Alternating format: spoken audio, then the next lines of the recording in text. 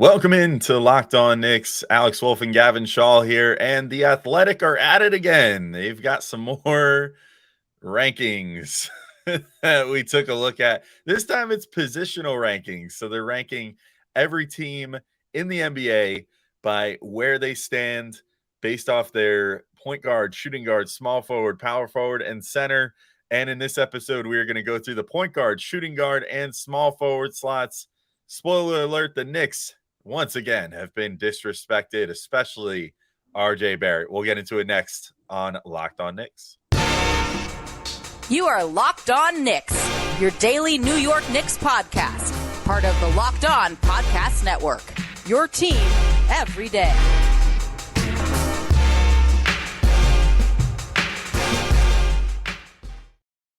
All right, welcome in to Locked On Knicks. We want to thank you guys for making Locked On Knicks your first listen today and every day, whether you're checking us out on your favorite podcast platform or taking in the sights and sounds on YouTube. We appreciate you making us a part of your daily routine.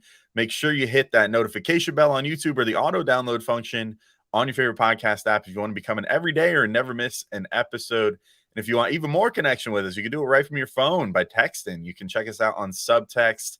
So be sure to click the link in the description to get signed up for that, and then you can talk with us all the time if you want to.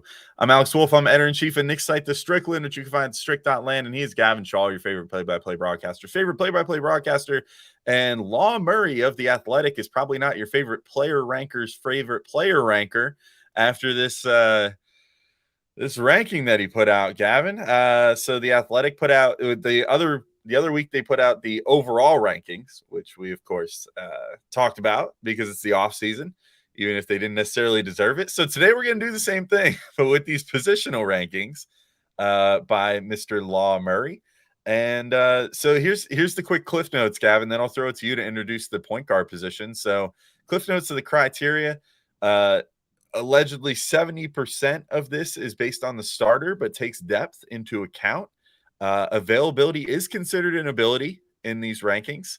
The ranking allegedly is based off of defense and other aspects of the game, like rebounding as well.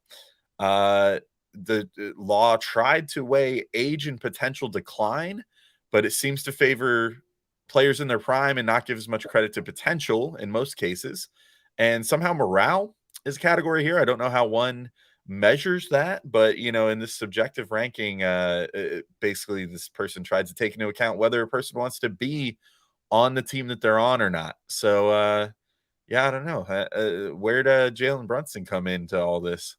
Yeah, so let's I'll put it up on the screen because I stopped at small forward because it was just a lot of writing. But here are the Athletics point guard rankings. They had the Warriors, the Nuggets, the Thunder, the Kings, the Trailblazers, the Pacers, the Grizzlies, Milwaukee, Atlanta, Denver, Philly, and then at 12 was Jalen Brunson and New York. I mean, we should clarify, it wasn't really specified in the article, but to the best of our ability, our gauge was that this ranking was meant for this season. So Alex, I'm going to pull it up if you're watching on YouTube one more time.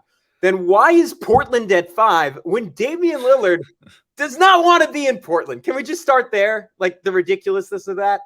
Yeah, that was the one that stood out to me too. I'm just like, you make all these qualifications about like, age and availability and wanting to be on your team, and then Lillard ends up number 5. Like, I understand that he did statistically put up one of the best seasons of his career, if not the best last year. Yeah, he's a top 5 point guard in the NBA. That's not right, but it's not a top 5 situation. It's like a bottom 5 situation, and like, so I think if you were to average those things out, he should have easily come in below Brunson, who ends up at number 12, but also just come in, I don't know, 13, something like that, 14, 15, put it middle of the pack, because I think that the fact that he doesn't want to be on that team anymore means that like Portland's point guard situation, it does not revolve around Damian Lillard at this point, because he just very publicly doesn't want to be there. Maybe if this thing came out like 2 weeks from now, this guy would feel a little more foolish putting him that high, because I get the feeling that the Dame situation is about to get really messy, because he's made it very clear he doesn't want to be there anymore. And there's always been sort of the standing agreement with him in Portland where, well, there was a standing agreement between him and the late Paul Allen of like, the former owner of the Blazers, of like, if you want to get out of here at any point will honor those wishes, and they still haven't honored those wishes, and it's been this long. So I think things are about to get really messy there. And from that perspective, I think like that makes this especially ridiculous, and it's going to look real ridiculous in like 2-3 weeks time, I think. Yeah, and I think the other part is that it's not just the starter, right? He said his metric is 70% the starter, 30% whatever the backup situation is. And that's perfect because Jalen Brunson for the Knicks plays 74% of the minutes at point guards or essentially that. And Immanuel Quickley usually plays about the other 26 minutes. So again, I'm going to pull up these rankings right now. This was the Athletics, and I don't think it takes that into account. So here are my personal rankings, right? Dallas, and Luka Doncic ranked. Okay, so I think for this one, I think I was doing this as if it was for the future as well. So I'm going to rearrange this on the fly. I'm going to say Golden State probably should be one with Steph Curry, right? Like I think still clearly the best point guard in basketball. Then probably Luka in Dallas. Then probably Shea in OKC, considering that Giddey gets some, even though he's not really listed there, like theoretically could be considered the backup primary ball handler for Oklahoma City. But then I don't see how you can't put the Knicks fourth, right? Like, look at the three teams I have behind them: Denver, Sacramento, Indiana, right? So that's Jamal Murray, De'Aaron Fox, Tyrese Halliburton. If you want to make the argument to me that on an individual basis, any of those three guys are better than Jalen Brunson, I'll definitely hear you out. I think that is totally within the realm of reasonability. Even if you want to go Milwaukee and Drew Holiday, like I'd probably disagree at this point, but I'd say like, yeah, that's plausible because he's an incredible defender. But when you take into account that the backup is pretty far and away the best backup point guard in the NBA and would be a pretty solid starting point guard in Immanuel Quickley. We saw what he did last year as a starter. To me, that is just such a definitive edge when it's a genuine toss-up between who's the best guy out of that group in terms of the starting point guards. Yeah, and again, it just comes down to like I always love with these lists just finding the double standards, and like the reason that Golden State was ranked that high in this ranking was because it was like, well, Steph Curry is still like, probably the best player, the best point guard alive at the moment, and then now they just added Chris Paul. So like the depth there is rock solid, like Chris Paul is backing up, Steph Curry at this point. Like that's amazing. But then like Immanuel Quickley apparently doesn't matter backing up Jalen Brunson because he's who we should say is a far better player than Chris Paul at this point. I'm going to right. Absolutely. Immanuel there's not a single team in the NBA that would take Chris Paul over Immanuel Quickley at this point. Like if you just offered them both on a platter and said you could take either one of these players, every single team in the NBA would take Immanuel Quickley at this point because I mean Paul has literally been salary dumped like 5 times in the last 5 years. I mean, and he's still playing really well, relative to his age, I should say. He's still performing better than you would think at this point in his career, but like he's clearly on the decline, and Immanuel Quickley is clearly ascending and should have been the 6th man of the year last year. Like, so, I don't understand. And this person is also, I should note, as we start getting towards the other positions, this person it wrote in this article basically that they're like very against the idea of quote positionless basketball and are very enamored with the concept of like pre-prescribed positions, and even went so far as to include like a height chart, like, well, like, the average height of a point guard was this in the NBA last year, and the average height of a shooting guard was this, and a small forward was this, and like went through this whole song and dance of trying to illustrate like, like, so positions still matter. And it's like, okay, whatever. Like, but if that's how you're going to be, then acknowledge the fact that the Knicks have the best backup point guard. I'm going to go so far as to say the best backup point guard in the NBA, period. Like, yeah, I mean, maybe just the best backup in the NBA as we've discussed. Yeah. Exactly. Yeah. And a guy that impacts the game on both levels that, can step in and be a starter if needed. Like, I mean, Immanuel Quickley is phenomenal. So, and he's probably about to get like pretty well paid in the next like 2 weeks, which I'm sure we'll have a show about as soon as that happens. But, yeah, it just seems like, again, double standards all around, where it's backups matter until they don't, wanting to be there matters until it doesn't. I can't make rhyme or reason to this list, but I'll just throw 2 more guys out there that kind of stood out to me as being ahead of Brunson. Actually, 3 guys. I hate to keep like having to go back to this narrative, but like Halliburton at 6, Brunson at 12 doesn't make any sense to me. I feel like if you want to say one is slightly better than the other, sure, but like I think those two should pretty much go in lockstep. Like, I think that they're very similar caliber players. So if you're going to have one at 6, you probably have the other at 7, that sort of thing. Like, I think they're very much in the same class of player at this point. I think that Drew Holiday is reaching the point of arguably being overrated for past achievements at this point. Like, I think that he's clearly on the decline a bit, and yet he comes in at 7 without much notable depth behind him in Milwaukee that I can think of. And then Trae Young in Atlanta at 9. I just continue to be like, you claim defense matters. He doesn't play defense. Team success clearly doesn't matter in this case because his team missed the playoffs last year or made the play in, whatever. They very fringe, like had no chance of actually making any noise last year in the playoffs. And his team has been on the decline for 2 straight years, even though they've spent time and energy trying to make it better. So, I don't know. I take issue with Trae being ahead. Can I mention the worst one real quick? Because we haven't mentioned the worst one. And that was the team one spot ahead of the New York Knicks. The Philadelphia 76ers, who we should note in the exact same situation as the Portland Trailblazers, if not a worse one, because I could see a world where Damian Lillard comes back, right? And is ultimately a good soldier this year, because that's just kind of who he's been throughout his NBA career. James Harden has rarely been that, has pretty explicitly said, I will never play for that liar again. You know, Alex, I don't remember Jalen Brunson saying that about his godfather, Leon Rose. Weirdly, like maybe I missed that this offseason.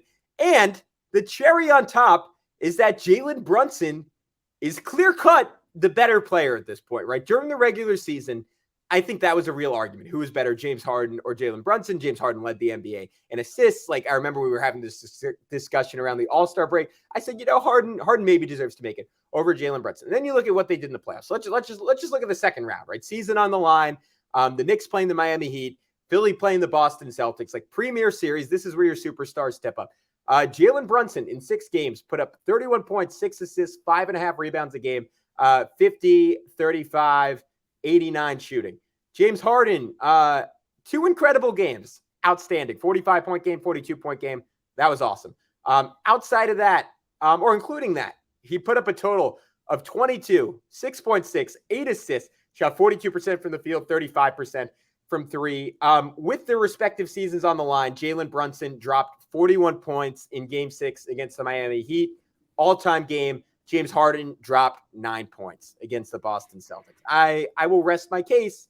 And again, note that James Harden also does not want to be there and likely will never play for the Sixers again. So, yeah, that is insane. But Alex, on that happy note, you want to talk about Ibotta? Yeah, of course I want to talk about Ibotta.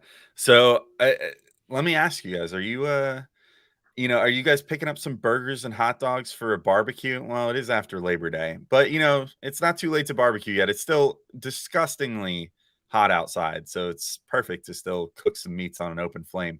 And you're already doing it, so why not get cash back for it? You could do that with Ibotta. Ibotta gives you cash back on hundreds of grocery items, from produce to personal care to pantry goods, so you can make sure you're beating inflation no matter what you're purchasing. Either link your loyalty account or upload your receipt after you shop and get cash back. It really is that easy. The average Ibotta user earns $120 per year.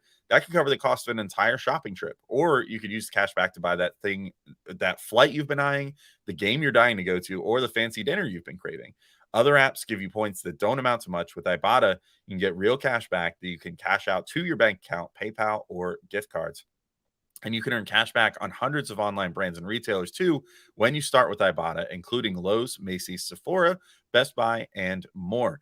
Right now, Ibotta is offering our listeners $5 just for trying Ibotta and using the code LOCKED when you register. That's pretty easy. So just go to the App Store or Google Play Store and download the free Ibotta app and use code LOCKED. That's IBOTTA in the Google Play or App Store and use code LOCKED. All right, Gavin, we're back in. Continuing talking through these rankings. And if you thought things were disrespectful in the first segment, wait till we get to the second segment. I actually think I think the shooting guard spot is actually where I took the least objection of any of them. I can, like, we love Quentin Grimes and what he brings to the Knicks, but there has been some inconsistency there with the shooting and whatever. So, like, if I was looking at this objectively, I'd be like, some things need to get shored up. and a lot of that I think is just going to come with getting more playing time and being consistent. And, we saw a lot of that this year, like post All-Star break, he shot or I think even post becoming a starter, he shot over 40% from three, which is phenomenal. And post All-Star break, I think he ratcheted the volume up to like 8 attempts per game or something like that, and was shooting 42%. So clearly there's potential there, but there are some guys that are listed higher that sort of stood out to me a bit. So Grimes came in at number 18, Grimes and the Knicks, I should say, because that means that also you have to consider that Dante DiVincenzo probably factors into this, and they're saying Quickley played 74% of his minutes there too. So you got to. I feel weird double dipping on him, but you kind of have to, because he does play both spots for the Knicks. He does play both spots, and he does play with Brunson a lot because they can play together. So yeah, it's feels a little low when you consider all that. Some notables ahead: Kentavious Caldwell-Pope in Denver, 1 spot ahead at 17. Kyrie in Dallas at 5, which again.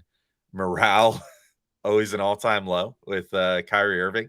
Josh Giddey in OKC at 11. Giddey, we were talking about a pre-show, very confusing player in these rankings, because I always thought that he was more the point guard in OKC, but then every site you look at says he was like a small forward or a power forward, even though he averaged 6 assists per game and everything else, maybe based off what positions he's defending, but still a little weird to have him at shooting guard then, if he's he kind of functionally plays more point guard on offense, but I guess plays more the bigger positions on defense, but then gets ranked here as a shooting guard. So he was at 11.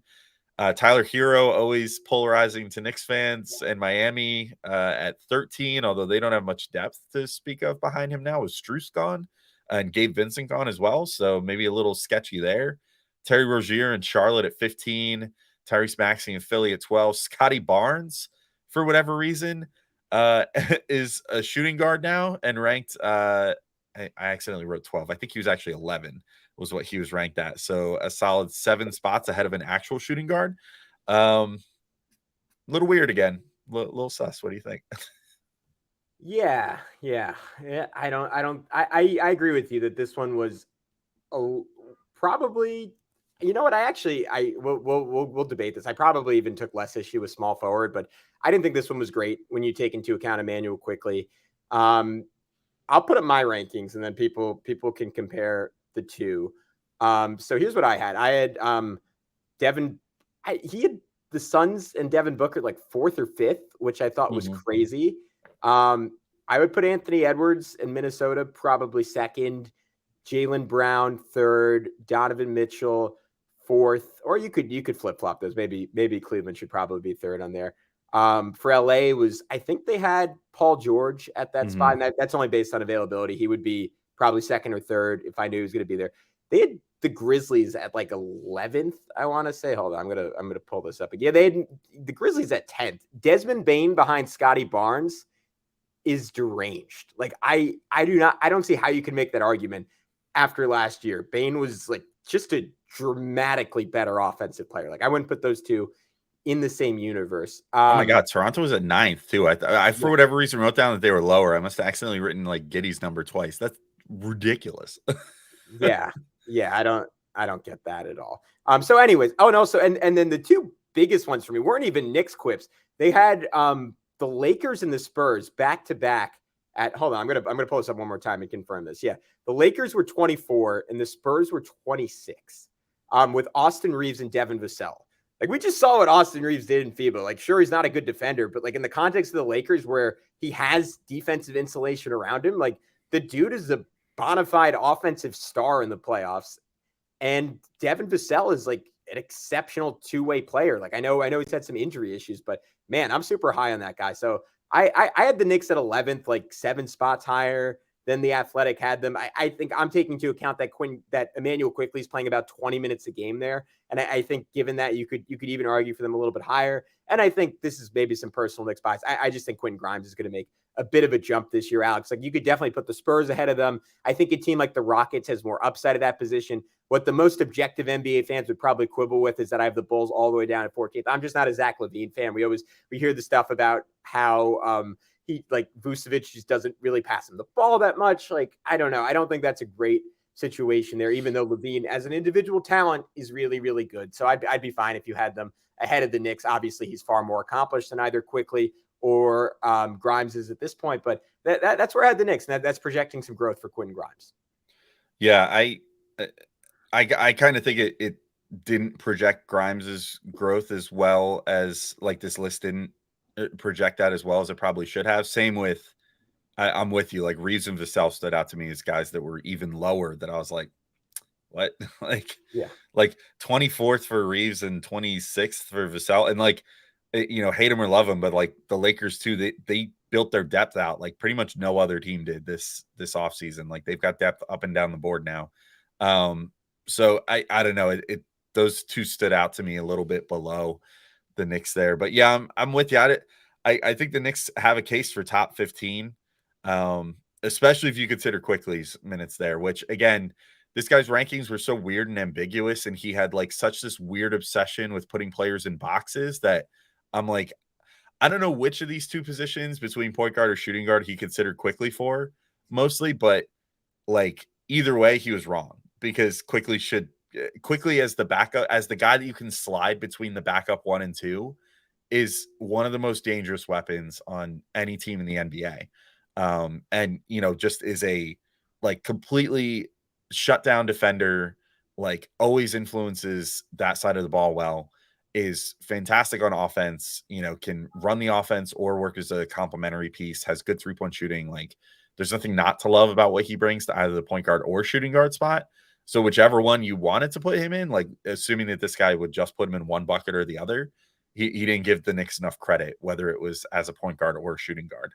Yeah. And I just want to say real quick, like, I think the real answer is, and like the real way to do this list is you need to take into account that he's playing both because he is playing both. Like he's the point guard when Brunson's off the floor. A lot of times he's the shooting guard when Brunson's on the floor. So like, and I think that's where people like, I saw Schwinn was tweeting this out and he was 100% right at the end. He was like, wow, pretty amazing that the Knicks were one of the final 8 teams in the NBA last year, even though 4 of their 5 positions are outside the top 10 and 3 of them were below average. Right. And like, and I'm like, all right, so what are they missing there? Like beyond just maybe ranking the starters too low, they're missing that like, hey, like the minutes that the starters aren't on the floor, like the Knicks are replacing them with generally an average to above average NBA player. And I think that rarely gets the same attention of like, hey, we have a star at this spot, but then the guy who comes in absolutely sucks, right? Like, and that matters. Like, sure, the star is going to build you a big lead, but if the backup is absolutely terrible, like you're going to lose those 14 minutes a game by a whole lot of points against a team like the Knicks. And it makes up for the difference between a Jalen Brunson and a Damian Lillard. Let's say if Quickley is dominating, like whoever the Blazers backup point guard is on a given night, maybe that's Anthony Simons, and then it wouldn't be the case. Like maybe Philadelphia is like a good example of it, like where they don't have great depth. So you could go team by team and do that. But that's sort of my point. And I think this list just completely misses that those minutes exist in every single basketball game. Yeah, and I'll just lastly throw out just at the top, I just thought it was a huge mess. Like Donovan Mitchell being number 1, Edwards at 6, and Booker at 4, PG at 3. I mean, it's just like doesn't make sense. Yeah, none of the criteria makes sense based off what allegedly is being factored in, like availability and like general depth and all that stuff. Like also, like Cleveland had no backup too. We saw it. Like who were they? They were playing. Yeah.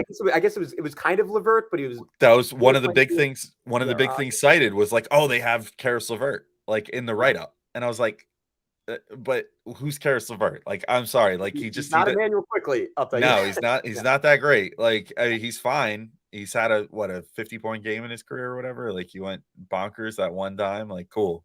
So is Terrence Ross. I don't think anyone's calling Terrence Ross an all-star backup. But let's we'll take our final little break here and come back in, and we're going to talk about RJ Barrett's place on this list on the small forward spot to wrap up the show. Maybe disrespect, maybe not. Gavin, you mentioned a minute ago that he this is maybe the one you took the least exception with. I might say the same based off the fact that we can't reasonably argue for Immanuel Quickley at small forward. So we'll discuss RJ's place on this list next. All right, Gavin, we're back in, and this list has RJ Barrett at number 23. How are we feeling about that and some of the names ahead of him? Yeah, so this was I didn't even bother to write all this out. Maybe I should have, but I don't know. I'll just, I guess the clearest way I could do this is put up my rankings, and then we can circle back and see where the Athletic, like some of the craziest ones that they had ahead of RJ. But I think Celtics, Jason Tatum, clear cut number one. This is controversial, but I had Jimmy Butler in Miami over Kevin Durant in Phoenix. I was basing that off the playoffs. I think Jimmy was the better and maybe slightly more reliable just from a health perspective at this point. I know he gets nicked up sometimes, but Kevin Durant, man, I just think he's going to miss 40 games this season at this point. I have LeBron and the Lakers at 4, kind of the same deal. Kawhi Leonard and the Clippers at 5. Obviously, like 3 through 5 are the biggest names there, but given their age, given their availability, I had them a little lower. The Athletic had Mikal Bridges at 11, which I think is kind of nuts given what he does as a two-way guy, as a complementary piece, as a primary scorer. Like he's just too good for that. Utah 12, Lauri Markkanen is who they play at small forward, I guess the bulk of the time with how big they play. He's awesome. Brandon Ingram, New Orleans at 8th. Again, availability issues. He's an incredible talent, though. DeMar DeRozan, Chicago at 9. That's kind of an age thing. I'm putting him below the 3 guys I had ahead of him. Franz Wagner and Orlando at 10. Golden State, they had Andrew Wiggins at that spot. You could make a case for him being a few spots higher. Again, there's some injury issues there, some availability issues there. 2 years ago, he was the second best player on a championship team. So that deserves a high ranking. Toronto and OG, Michael Porter Jr. in Denver, Kyle Kuzma in Washington, Chris Middleton, Bojan Bogdanovic for Detroit. Minnesota plays, I think I always forget, but I believe it's Jaden McDaniels there. Sacramento has Harrison Barnes at that spot. And then I just had the Spurs, Sixers, Pacers, all one spot ahead of the Knicks. Maybe I didn't take into account that Josh Hart is going to be playing like quote unquote like backup small forward, even though really, Alex, most of the small forward minutes will come with the starters. Like we could start off with this because my final spot was actually in the exact same place as the Athletic. Like where do you take issue with my rankings? I mean, Bruce Brown a little bit. I'm like I just don't know. I think that if you factor in upside, like some upside, like I just think that RJ has more upside, especially as a scorer there. I think as far as like Philly, I'm not a huge like Tobias Harris guy. I don't know. Again, I feel like this is a guy that's like on the tail end of his career and can only stand to get worse. Whereas at least if like FIBA is to be believed, like RJ seems like he can only stand to get better at this point, which I think is a reasonable assumption considering he's 23 years old. And then I don't know. I mean, just based off their rankings, some of the ones that I took objection to were like DeAndre Hunter, 1 spot ahead or two spots ahead at 21. I'm like, what has he proven? He's been more of a bust than RJ, if you want to call them busts. You know what I mean? Like on the bust chart, he's higher. He is just so the epitome. Like if you ask me what, like you looked up in the dictionary, what does the average NBA player look like? I would find a picture of DeAndre Hunter. Hunter. Yeah, exactly. Yeah. Gordon Hayward in Charlotte at 19 Stupid. Is insane. Listing Gordon Hayward as the person that puts them in that category is insane. But then you also have Miles Bridges coming off of a domestic violence charge and missing an entire year of NBA action. You have Brandon Miller, who hasn't played a second of NBA basketball yet. But if I'm not mistaken, didn't look super good in Summer League, right? Am I bugging there? He did not. He did not look good. So it's like things not looking super promising there. So I don't know how, based off of how they're going to look this year, you could be like, yes, absolutely better than RJ Barrett there. Bojan Bogdanovic in Detroit at 17. Again, I just factor in age, like team situation, both ends of the ball. Like Boyan's not like really knocking your socks off on defense at this point, and that's only going to get worse as he gets older.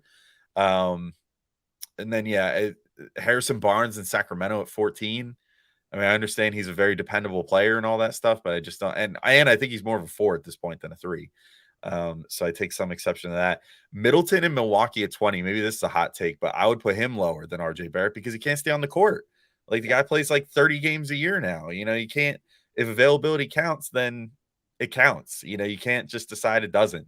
But yeah, I don't know. I think it was just like a little dismissive of what he's done so far in his career. But I mean, his efficiency has been terrible. It's been well recorded, with RJ that he's in the lower percentile of guys in his position, as far as like basically efficiency across the board, at the rim, 3-point shooting, mid-range, whatever you want to look at. Like he's pretty low in efficiency, but he's getting better at drawing free throws. He had a really good playoffs and then just has had a really good FIBA.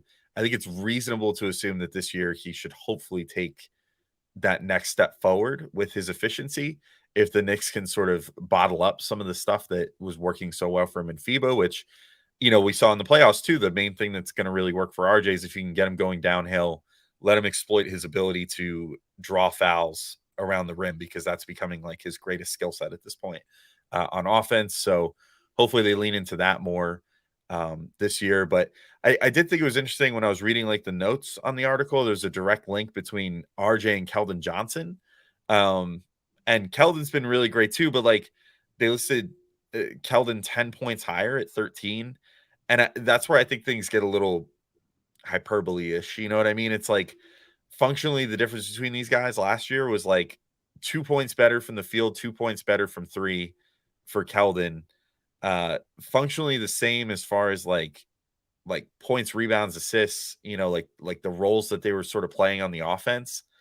And so I don't know that there's that big of a chasm to me between those guys. And I think it then reaches that point where you're like, how do you weigh the potential star upside of RJ versus like the value of like a role player, which I think is the discussion that we're running into a lot with RJ right now. Would you prefer to keep trotting him out there and have him be somewhat inefficient with flashes of brilliance to, hopefully harvest that star potential, or would it be better to just have a lower usage role player out there? And I'm sure that the Knicks will be debating that quite a bit. And that's why we've heard guys like Anunoby and stuff like that come up a lot, I think. Yeah. So I think that's kind of where I come down to, where I think this ranking is fairly justified. It's that, like, even like you said it, RJ had a great playoffs. I feel like RJ had a great playoffs, and he was still far and away the worst Knick in terms of net rating. Like he still did over, like, I don't think that is totally fair, in the sense that Tibbs, especially against the Heat, insisted on playing a whole bunch of lineups where it was him and Josh Hart out there, and RJ never had a chance. So that's where it's difficult for me to separate, right? Because if you put him in a system that was 5 out, right? Let's just say like you magically replaced Michael Porter Jr. with RJ Barrett in Denver, I think RJ would look like a completely different player, right? Playing off of Nikola Jokic, playing off of four guys who can shoot the ball to some extent or another. Like, or if you replace like him with Aaron Gordon with him, like having a totally open lane, as he's preached with Team Canada, I think all of a sudden you get an RJ that's pretty efficient and not a standout in a negative way in terms of a team's net rating when he's on the court. But I just think